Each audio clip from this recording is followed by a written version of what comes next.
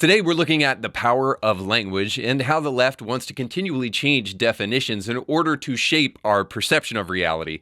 But we'll also see that this is not just a left-right thing, but this is really a human thing. As we look at George Santos, who is a Republican congressman and who has never told apparently a truth in his life. And then we'll also look at a recent TikTok video that went viral that has to do with hate speech. And we'll ask the question, well, is what really happened in this video something that should be punishable by law? And then finally, we'll look at the White House, who consistently wants to redefine words like inflation and recession for us so that we won't believe our lying eyes or our lying wallets. We'll look at that and more today on Indie Thinker.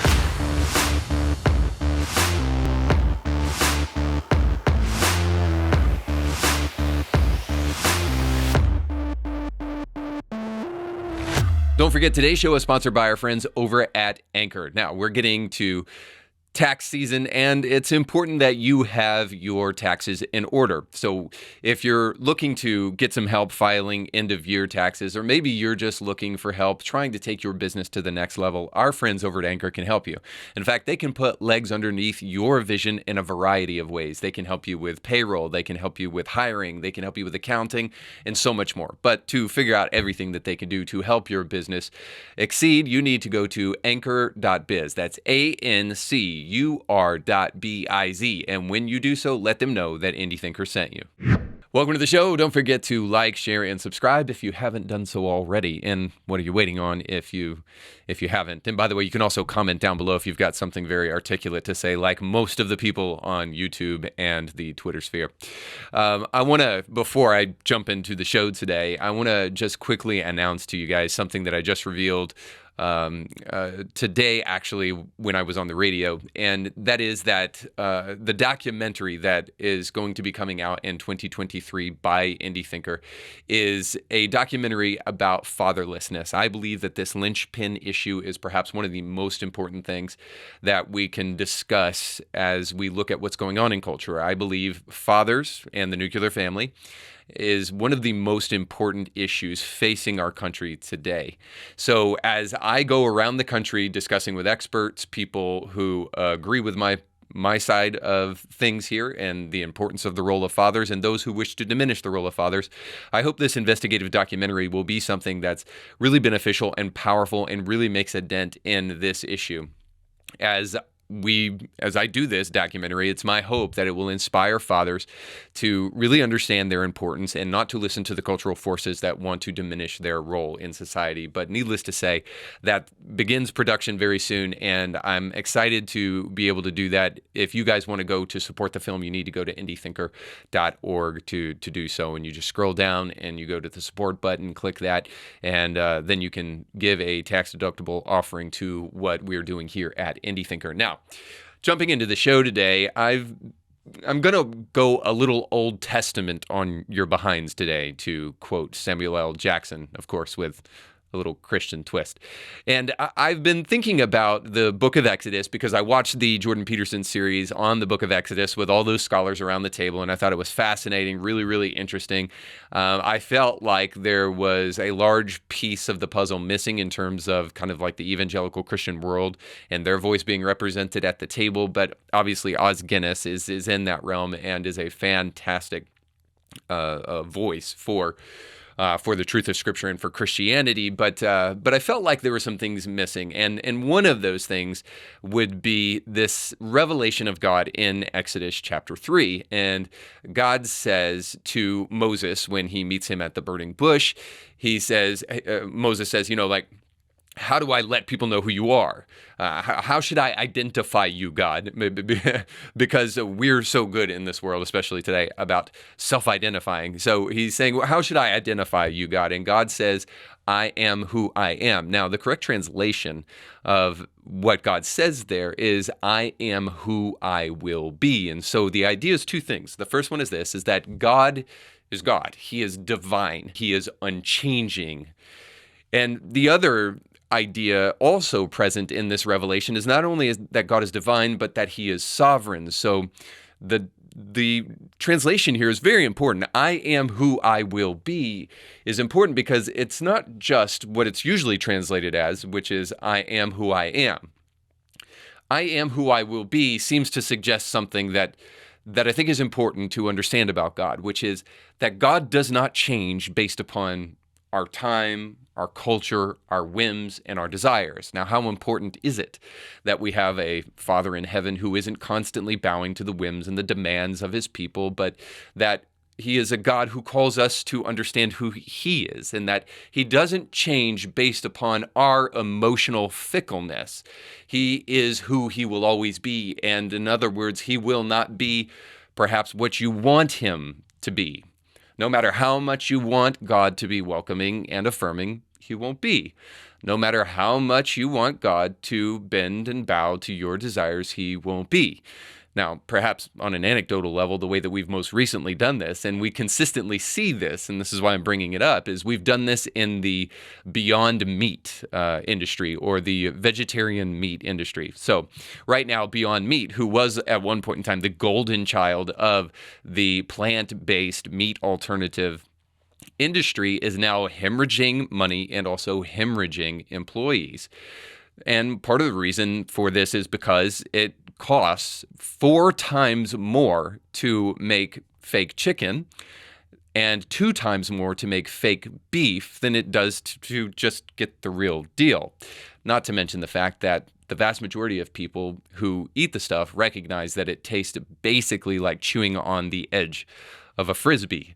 So the food is not that great, and it's incredibly expensive to make. But most importantly, and this is why I bring it up, is that it is also less nourishing for you than real meat, which is why only about 1/10 of the population is vegetarian. Because the vast majority of people realize that you will not get the nutrients you need just from plants and plant-based diets alone. Or if you do, it's very hard to do that. And all of the nourishment that is found in meat that cannot be found in the plant world tells us this, that God made things with a purpose. And when we try to reject that purpose, it comes back to bite us in the butt. Now, this happens in a multitude of ways. But it's important to us to recognize that there is a created order and there is a way in which things should be. Now, dystopian novelists like George Orwell have been talking about created order and the rejection of that for a long time, and it makes up the dystopian novels of 1984 and Brave New World and many others. When we try to push against nature, nature has a way of coming back to bite us in the butt, and this is no truer than in the case of language. Now, in 1984, George Orwell does a great job of illustrating something called newspeak. And in 1984, newspeak is the authoritarian government pushing down a new way of speaking upon people. It is the government putting strictures upon free speech. And it was a way to force people to do what they know is wrong through the manipulation of language. Today, we have something very similar being shoved down our throat. You might call it newspeak. Today, we have totalitarians not using the restriction of speech, but actually using the destruction of language by broadening out the definition of things to totally destroy the original meaning of these things so that ultimately the words we say no longer have meaning anymore. This most recently just happened with the Respect for Marriage Act. While we endlessly redefine marriage, we find that we're undermining what marriage actually is. Now, as a Christian, this is something that we're far too familiar with. The word Christian has been used so often and so commonly that it has begun to lose its meaning to the point where now whatever a person wants to define as Christian can be Christian. And so in a very real way, people believe that they are Christians because they go to church maybe on Christmas and Easter only, and then believe some very tertiary teachings of the Bible, perhaps that they learned from TBN. But the historical reality of Christianity has almost totally escaped our modern era. And it makes me wonder, too, if Christians of the past would come and see Christians of the present and come away scratching their head, wondering how that person could ever define themselves as a Christian. But suffice to say, it all illustrates this point that what we say matters, and those who know the truth must speak it as much as possible, so that the world in which we know is not continually redefined into insanity. And that's what we'll talk about in our stories today.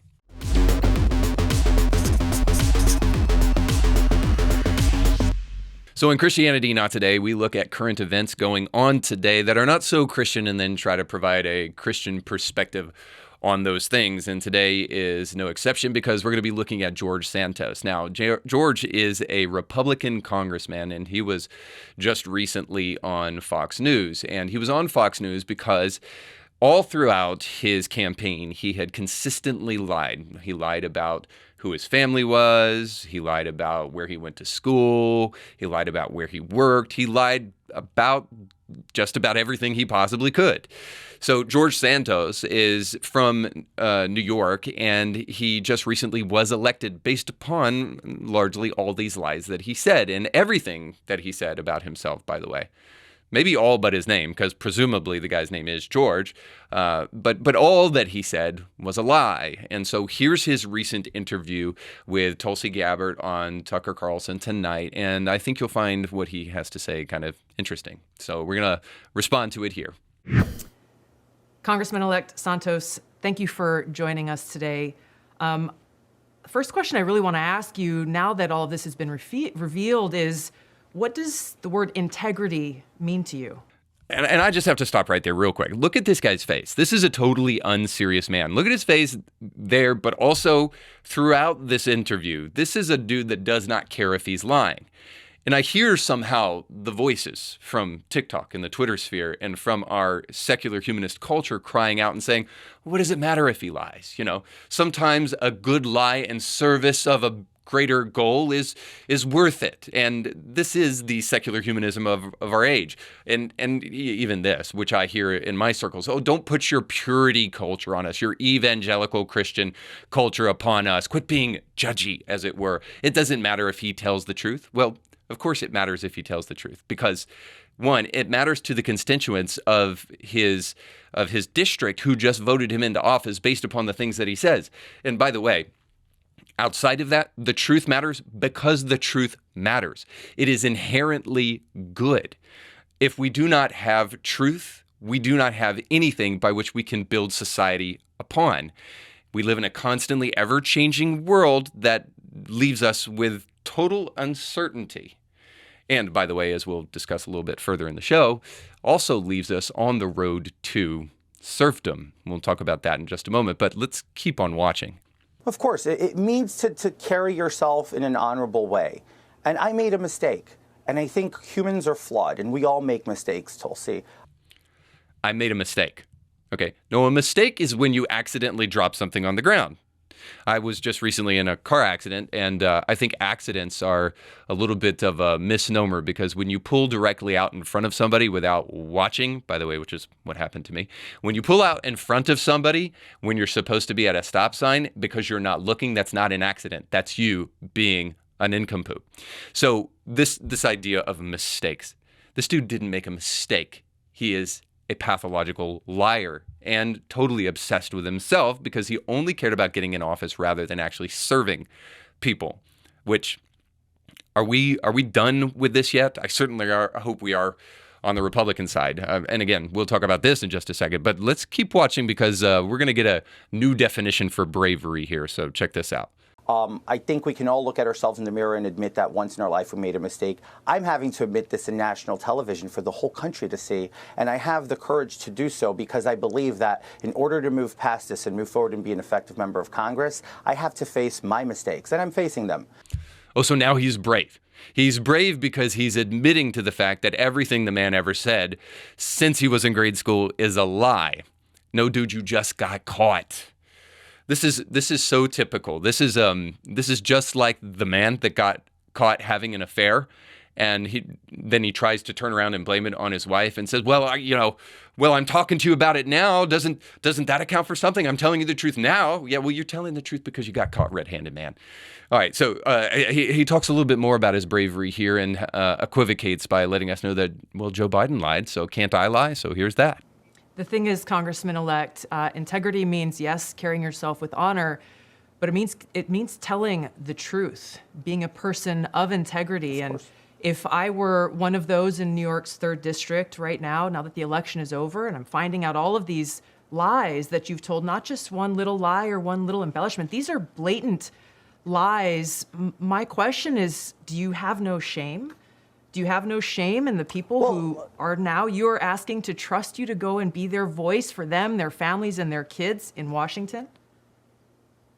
Tulsi, I can say the same thing about the Democrats and the party. Look at Joe Biden. Joe Biden's been lying to the American people for 40 years. He's the president of the United States. Now, I don't know how this dude was raised because we haven't yet heard a single thing that was true about his family. So I can only tell you this, that I was raised with this cliche, that if your friends jump off a bridge, should you jump off a bridge too? I was also raised with the cliche, 2 wrongs don't make a right.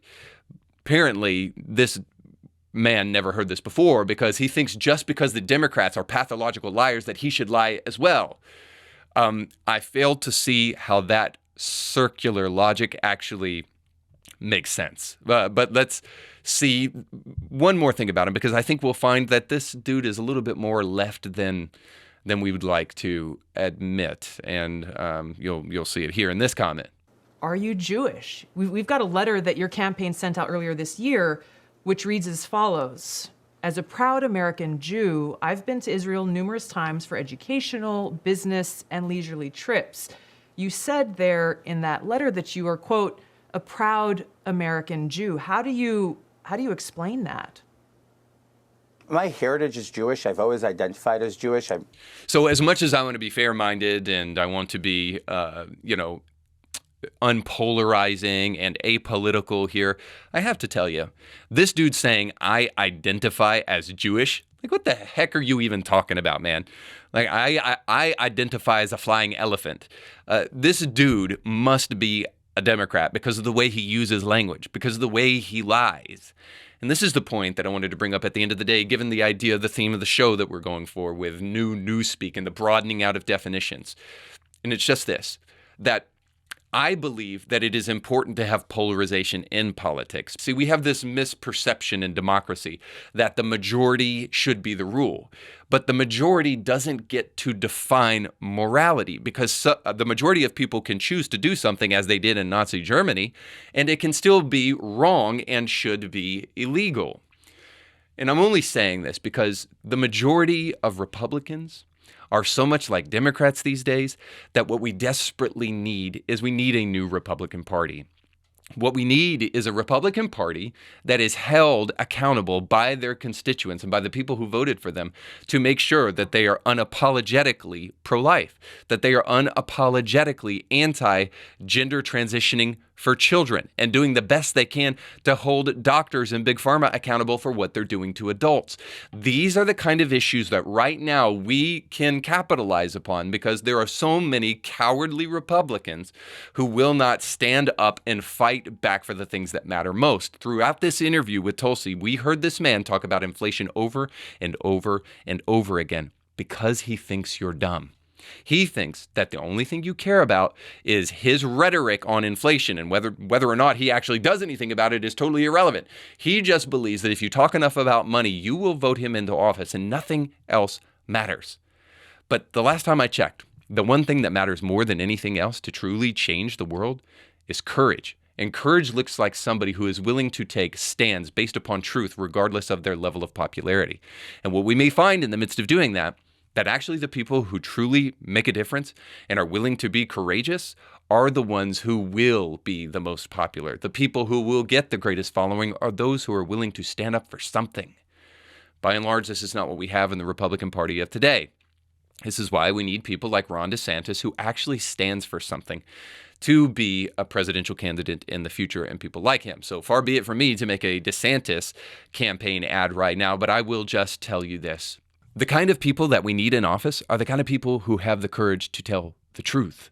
So impeach this fool or do whatever you need to get rid of him, because we need to reclaim the term Republican, because it is being used and abused and has been so for far too long. Now it doesn't mean anything. It means wishy-washy person who merely wants to gain political office. So we need to reclaim the truth and the definition of the word Republican, and certainly the word conservative, along with the word hate speech and oppression, because we're going to wander down the primrose path to TikTok now and see a recent viral video that showcases two Asian kids speaking in and out, I guess giving their food review as though anyone cared what they had to say about it, and in the process, a drunk or ridiculous, mentally unstable person who comes along and speaks to these kids. So this viral video went viral and racked up 20 million views and counting, and did so over the Christmas break. So I wanted you guys to see it. So here it is. Have you had a light wheel fry before? What is a light wheel fry? Okay, it's You're just filming yourself eating? Yeah. You're a weird homosexual. Yeah. Why me, man? Why me? I just want to eat my flying Dutchman in peace, bro. I feel like this is a fever dream. Like, is it still the 24th? Is it still Christmas Eve? It's because I'm ethnic. Honestly, for eating this flying Dutchman, I kind of feel like I deserve to be hate crime. Well, that actually happened. That really did actually just happen. Japanese or Korean? I'm Korean. Yeah, you're Korean. Kim Jong-un's boyfriend, huh? You're Kim Jong-un's boyfriend? You know, we have been acquainted. You've had gay sex with him. Ooh, would not go that far. We're only on second base. Kim Jong-un. He hasn't taken me out to dinner yet. Vince Staples says that's good. Can I take you out to dinner? Come on, stop. Nothing. Stop. I'm You sorry. said I'm sorry. Stop. I'm sorry, You my said bad. I didn't say anything. You didn't say anything. No, sir. Like Nothing. it spit in your face and it's some Filipino shit or something. You want some Don't Filipino react, shit? don't react. Why were you acting mad? Dude, we should get assaulted. Oh my god. Only in San Ramon. So before we go any further, what I have to do is just highlight the banality of the things that are produced on TikTok. Listen, I know there's probably good things on TikTok, very rare. And creating a platform for content invites this kind of moronic stuff to take place. But who actually wants to watch this kind of stuff? And who actually likes this kind of stuff? And I'm talking about the show that the video they were trying to produce before this guy stepped in, and the one afterwards. So needless to say, maybe they should go back to dancing, and that's a little less foolish and ridiculous and a waste of time than what we're actually saying when these kind of TikTokers open their mouth. But pushing that aside, the reason this video went viral is because of what this man that was off camera said to these two young people. And he obviously is drunk or mentally unstable and needs some help. So sure, pray for the guy and get him that help. But the one thing that surely shouldn't have happened is that he should have been arrested for hate crimes. I mean, free speech still is a thing, right? Unless we're going to redefine what free speech is. And of course, that is exactly what they've done in California. So when I saw this and saw that this man had been arrested because he apparently violated a penal code in California, I had to research it and look at it and see why this guy was arrested, because maybe you would agree. What this man did, evil, gross, immoral, but not illegal. Merely practicing free speech in America, well, maybe in the Republic of California, maybe not, but at least in America, still not illegal. I don't like it, I don't endorse it, but should he have been arrested? So let's look at this penal code to see exactly how broad this language is and how broad the definition of hate speech is, or what a hate crime is in California, and how it encapsulates hate speech. So according to this penal code, it says that free speech is a hate crime because, according to California Penal Code 422.6, it makes it illegal to interfere with another's rights because that person possesses any actual or perceived characteristic protected by the law. Hate crimes like this are punished by a year in county jail and up to a $5,000 fine. So let's get this right. This man called Kim Jong-un his boyfriend and made some other racial rhetorical remarks to this couple, and then was arrested for that. Now again, I feel like it's totally unnecessary to say this, but what the man said was deplorable, but illegal? Free speech isn't illegal as much as the left wants it to be. And now this guy could face up to a $5,000 fine and a year in jail as a result of opening his mouth and making these kids feel bad about themselves or feeling awkward. And again, with the language of that penal code, it's so broad, you don't actually know what's illegal, because the code says this, that it is illegal to interfere with another's rights because that person possesses a characteristic or perceived characteristic. Okay, so again, how did this individual interfere with this person's right? What is it, the right to make a TikTok video? I didn't think that was a thing. And if it were, can we make that illegal? The point being, this man didn't do anything illegal. He might have done something immoral, but he didn't do anything illegal. And it is for that reason that this penal code crime is a complete joke. Not to mention the fact that obviously these kind of issues create the reminder for us that real instances of hate are so rare that the desire, the demand for hate crimes clearly outweigh the supply, to the point where California is now penalizing people who make bad racial jokes about other people while they're out in public. But here's my biggest problem with this story, going back to the actual theme of the show today. The biggest problem with this video is not that this guy was arrested for a hate crime, which amounts to just basically free speech, or the fact that these kids were inconvenienced and then became viral as a result of it. My real problem with this is that this video redefines what an actual achievement is in society. It's now become the case that because of TikTok and other places like it, those who can complain the loudest are the ones who are rewarded for it the most. And as we all know, that which is rewarded is often repeated. And so we're told by posting viral videos like this that we're actually changing the world and we're taking a stand. The problem with that is this, is that it redefines what courage actually is. Now, far be it from me to actually encourage violence as a form of courage, because it's not. And I want to be clear about that. However, real courage would have looked like that young boy standing up for himself and asking that man to go away. And if it got heated, defending himself and the young lady beside him if absolutely necessary. That's what real courage looks like. Cowering behind a video and then posting it later to get attention for yourself is the epitome of narcissism, not cowardice. Is it any wonder that we've confused those two things today? That we can build a platform on supposed hate crimes and not really build it on a young man being brave for once in his life. Real bravery looks like this, by the way, in case you're curious. Real courage, it has nothing to do with posting on TikTok. It looks like loving your family, being a dad, being a mom who cares more about her kids than establishing her career, establishing a legacy here on this earth so that people will remember you when you're gone, standing up for something bigger than yourself. And sure, racism is one of those things, but you'd have to show me how what this video did even moves the needle a bit, because real bravery is not being a keyboard warrior. Real bravery is taking a real stand against injustice. And until we understand bravery in those terms, we'll never actually understand the word at all. But speaking of redefining words, boy, this Biden administration is great at it, aren't they? Because one of the chief vectors of misinformation in society right now is the Biden administration, who constantly wants to redefine words to get away with the bad policies that they continue to institute. And now that we're in January of 2023, some of the things that Biden has signed into law in the past are about to go into effect, and we have no reason to believe anything other than that it will continue to compound the economic crisis that we're currently in, that was largely created by Biden and his policies.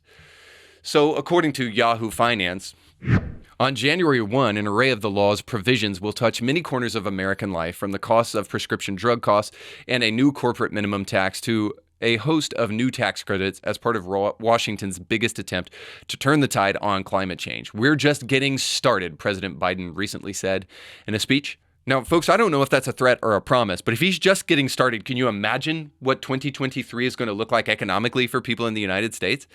Could you just please stop while you're ahead? Listen, Biden's policies have either created or compounded inflation, leading to a stock market at its lowest in 2022 since 2008, and a recessionary cycle that's so bad we haven't seen anything like it since the 1980s.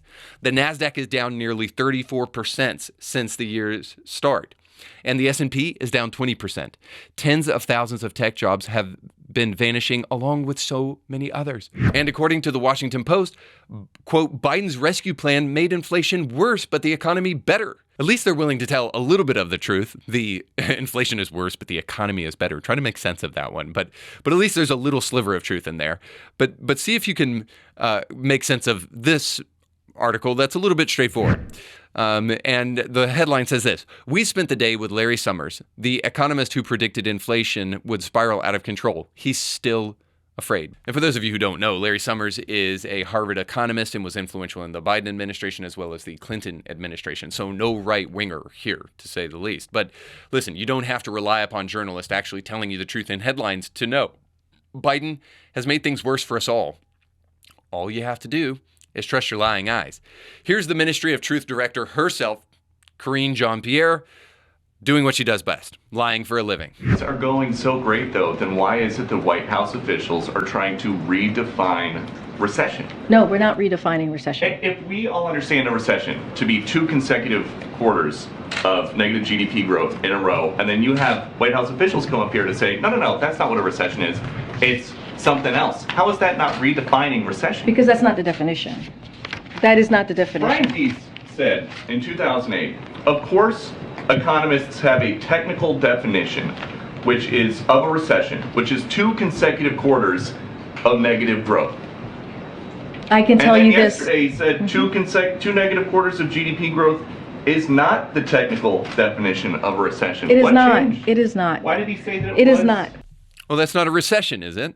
I'm telling you, the Ministry of Truth is just on point on a regular basis when that woman steps to the mic. So what is a recession then?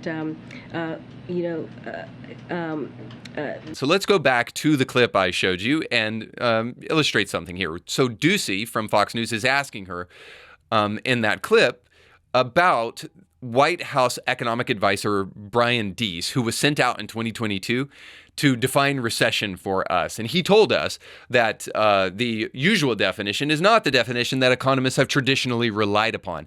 But some footage resurfaced in 2008 where Deese made comments that revealed that all the way back in 2008, he stated that recession is the actual technical definition of recession, that is 2 negative quarters of GDP growth. And so he said back in 2008, that's what a recession is. So the left has continually done this, and the Biden administration in particular. They've redefined the word woman, gain of function, and now they're trying to redefine recession for us. They change words consistently because they wish to try to change reality. Now, why do they want to change reality? Well, they want to control it. That's why.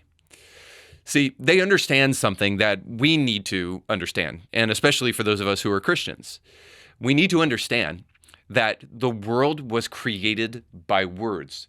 So the left here is actually practicing what they preach a little bit better than we do. They understand that language is powerful. And for those of us who believe what is written in Genesis 1, we also should believe that language is powerful because it created the world that we know. It created reality. And so the left understands this, and they want to create reality by lying to you about reality, by redefining things, broadening out definitions, so that a woman can mean any number of things, including a man. They say things like love is love, which is the stupidest definition of love anyone has ever come up with, and that no person is illegal. Well, the reality is that's not true because illegal aliens are illegal. Our understanding of reality is predicated upon definitions. Now, listen, when we say that a boy is this or a girl is this, sure, we're using subjective words that change over time to try to define something. But we are trying to explain, if you're doing it right anyway, objective reality through using language. So this is the argument that left-wing gender ideologues consistently say, that like, hey, language is subjective. It can mean whatever you want it to mean. And we're just trying to use these things to describe things. So when I say that I'm a woman, even though I'm a biological male, I'm just describing how I actually feel. And words are basically fungible, and we can do whatever we want to with them. This is not the way language has worked in any society throughout the history of the world. Sure, words change, language changes. But the one thing that doesn't change is that language is an attempt to describe an objective reality. If the words that you are using don't do that, then you're using the wrong words. And you can't just change definitions in order to make those words that you're using match what you're trying to make them mean. So why do words and definitions matter? Well, in Hayek's seminal work, The Road to Serfdom, he explains that socialists throughout history changed definitions to control people and society. This is why your voice matters. This is why the truth matters. Without it, we don't have anything to offset the diabolical nature of newspeak. And we will consistently spiral out of control, consistently changing reality along the way until we have destroyed everything that is true. So yeah, the Bible may give you some encouragement on being quiet, but it does so that you can listen for the purpose of speaking the truth effectively. So listen as long as you need to speak the truth effectively. Because as long as you're willing to speak the truth and speak it loudly, you can make a difference in the world. Because small tremors create big earthquakes. And that's why we must not consider silence an option. So I hope you're not. All right, that's all the time we have for today. So don't forget to like, share, and subscribe. And if you like what you heard, to comment down below. Oh, and most importantly, go with God.